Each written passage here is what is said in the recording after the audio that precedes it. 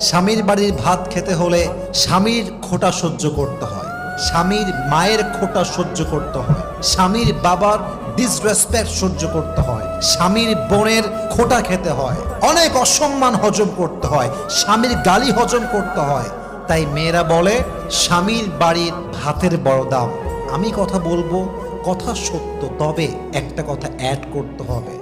যদি আপনার স্বামীর বাড়ির ভাতের দাম এত বেশি মনে হয়, তবে মাথায় রাখবেন বিয়ের পরে স্বামীর বাড়ির ভাতের দাম যে পরিমাণ বেশি, আপনার নিজের বাপের ঘরের ভাতের দাম তার চেয়ে বেশি। বুঝবেন, জাস্ট তালাকটা নিয়ে বাসায় যান, তাহলে বুঝবেন।